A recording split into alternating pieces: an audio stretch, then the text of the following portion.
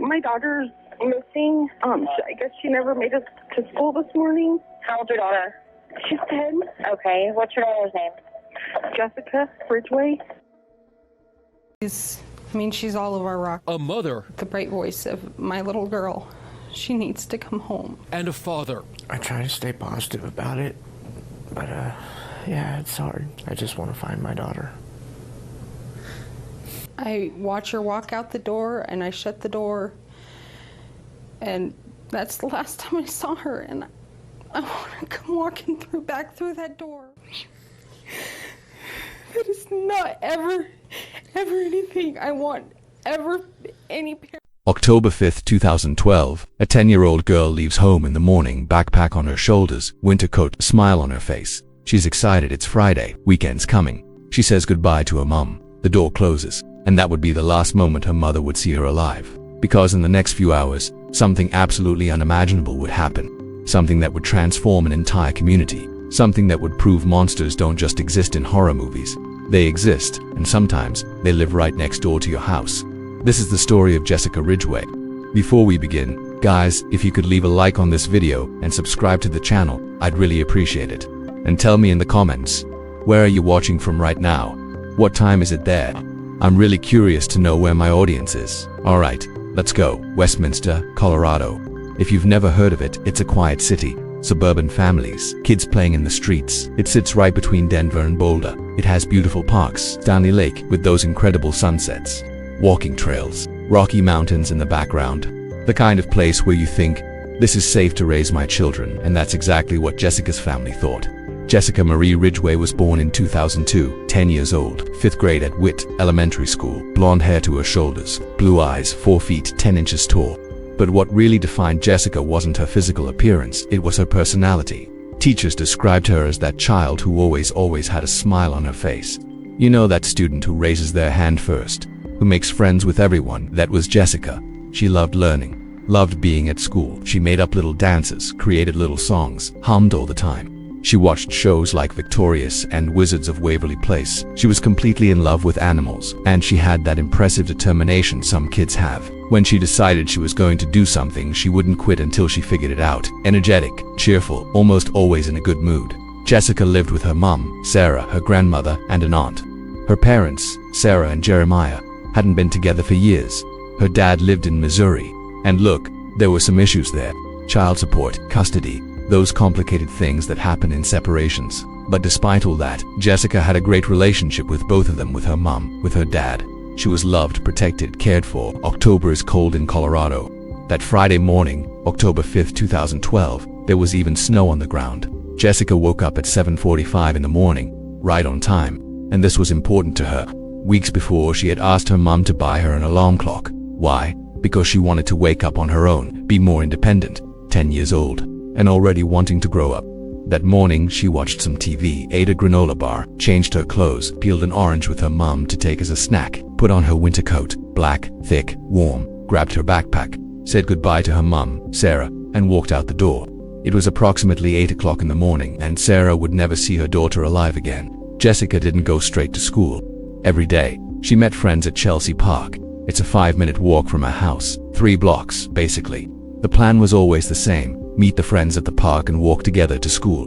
But that morning, Jessica never made it to the park. The friends waited a little longer, but the school bell was going to ring. They couldn't be late, so they went without her. And look, this wasn't normal. Jessica was punctual, never missed school, loved going to school. So when 10 o'clock in the morning came and she still hadn't shown up, the teachers called Sarah. But here's the problem. Sarah worked the night shift, from 10 at night until 7 in the morning. After Jessica left for school that morning, Sarah went straight to sleep. She didn't answer. The school left a message, and Sarah only heard that message at 4:30 in the afternoon. 8.5 hours later. Imagine what goes through a mother's head at that moment. It has to be a mistake, she thought. This doesn't make sense. Sarah drove to the park where Jessica was supposed to meet her friends. Nothing.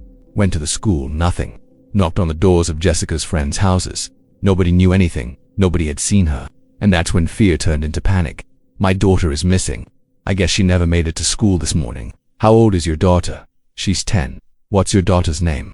Jessica Ridgeway. And that's the exact moment where everything changes. Where a normal family, in a normal city, enters a nightmare. At 9:15 at night, approximately 13 hours after Jessica had left home, investigators reached a conclusion. This wasn't a child who got lost. This was a kidnapping. The Colorado Bureau of Investigation issued an Amber Alert. Immediately, Jessica's photos started appearing everywhere. News, social media, billboards. Black coat, missing 50 police officers, FBI firefighters with thermal imaging equipment, helicopters trying to take off, but the cold was so intense there was a risk of ice forming on the rotor blades. They lit up the entire Chelsea Park with giant spotlights. 400 school staff were notified. Every parent with children at Witt Elementary received the notification. Volunteers, hundreds of them, leaving home in the middle of the night to search. Searching backyards, open fields, creeks, wooded areas. At 2 in the morning, police asked volunteers to go home and return at daylight, but the police officers, they didn't stop. 4 days later, Jessica's family left the house for the first time to speak to the press. Until that moment, they simply couldn't. Sarah, the mum, Jeremiah, the dad, both completely destroyed. She's my rock. She's everyone's rock. The bright voice of my little girl. She needs to come home. I try to stay positive about it, but it's hard. I just want to find my daughter. I watched her walk out the door. I shut the door, and that was the last time I saw her. And I just want her to come walking back through that door. While the parents spoke to the press, the FBI was already at the house. Less than 10 minutes after the family left, the evidence response team arrived. Gloves, shoe coverings, they entered through the front door. Inside, outside, looking for any trace of Jessica. Police ruled out parental involvement quickly. Sarah had a solid alibi. She was working. Jeremiah was in Missouri. So the main theory became strange abduction. Next day, a man who lived about 6 miles away in the Superior area found something strange. A backpack, glasses, a water bottle, and a piece of clothing that smelled like urine. Attached to the backpack was a key with a name engraved on it, Jessica. But here's the problem. He didn't connect it to the search happening miles away. So what did he do? Posted on an online Westminster community server. Basically, if this is yours, come pick it up. Eventually, someone made the connection, called 911, and when Sarah found out, she felt a spark of hope. Small, tiny, but it was there. If something really terrible had happened to her, Sarah thought, they wouldn't have just left the backpack there. But that hope wouldn't last long. Next day, maintenance workers working in Arvada, a Denver suburb, approximately 6 miles from Jessica's home. They found a heavy bag on the side of the road. They didn't open it. They called a police officer with a canine unit.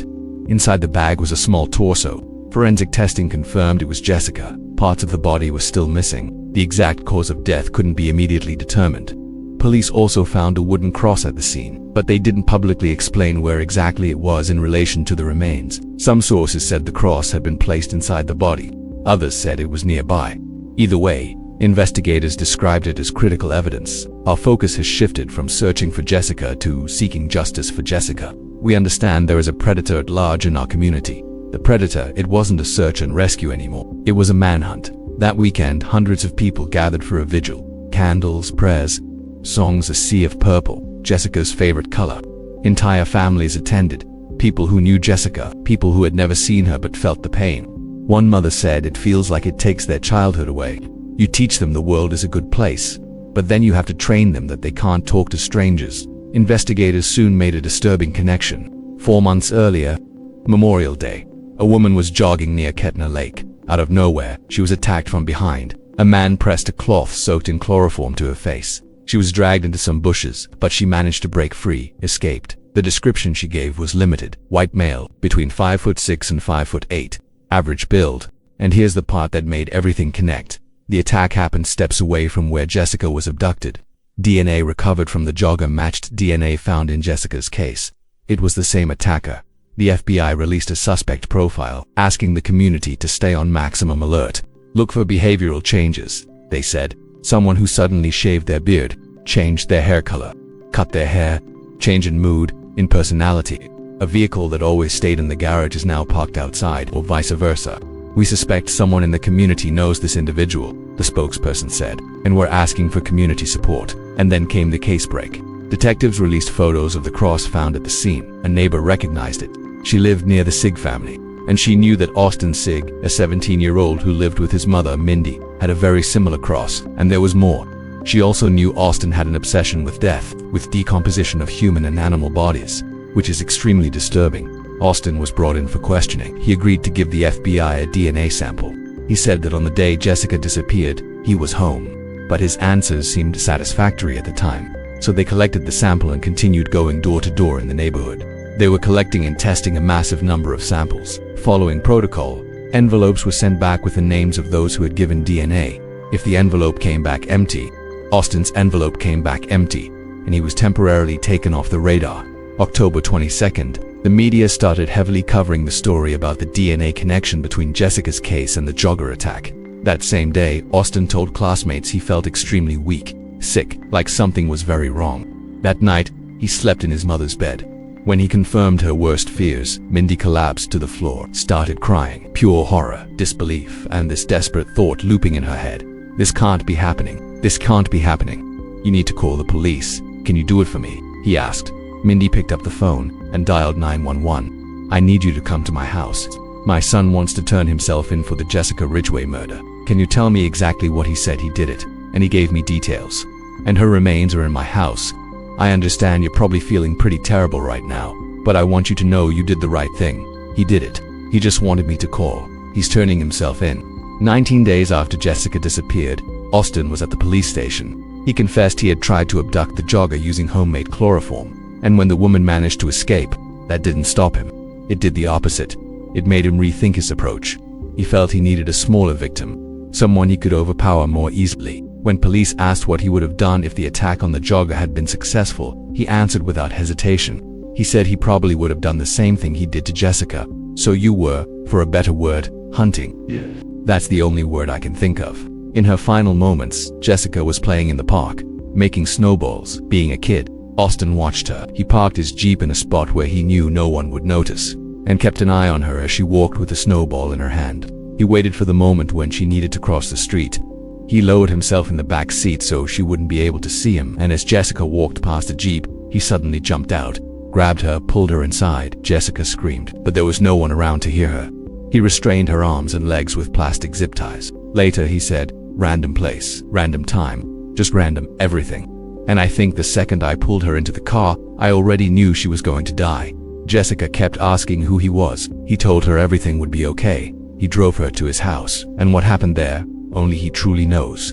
He claimed he carried Jessica into his room, cut the zip ties off her wrists, turned on cartoons for her. Over and over, he reassured her she would be going home to her mom soon. She had wet herself, so he made her change clothes, gave her his white t-shirt and black shorts. He also said he cut her hair, then told her to turn her back to him, and strangled her. Austin admitted that when he grabbed Jessica, he was driven by a strong urge of an intimate nature, but he insisted he did not commit that type of assault. He also admitted he dismembered her body in the bathtub, placed her torso into 2 bags, hid them for some time in a small pool house, before eventually driving away and disposing of them. Investigators found the rest of the remains exactly where he said they would be, in the crawl space beneath the house. And here's something absolutely shocking. Austin's DNA sample had been lost, never tested. The empty envelope with his name on it. It was a mistake. A repeat analysis was ordered immediately, and this time the result was unmistakable. His DNA matched the samples found both in the jogger attack and in Jessica's case. Austin Sigg was charged as an adult. 17 separate counts, including 4 counts of murder, which shocked a lot of people, considering his detailed confession. He pleaded guilty to 15 charges. In November 2013, he was sentenced life in prison for the murder charge, plus 86 consecutive years for the other charges. Technically, because he was a minor at the time of the crime, he could have been eligible for parole after 40 years. But those additional years completely eliminated that possibility. He will spend the rest of his life behind bars. Austin declined to address the court and showed absolutely no emotion as the sentence was read. Mindy said she never once regretted her decision to call the police and turn her son in. She threw herself fully into therapy, and while she still thinks about Austin and mourns the son she once knew, she said, "I haven't spoken to him since. I can't," she explained.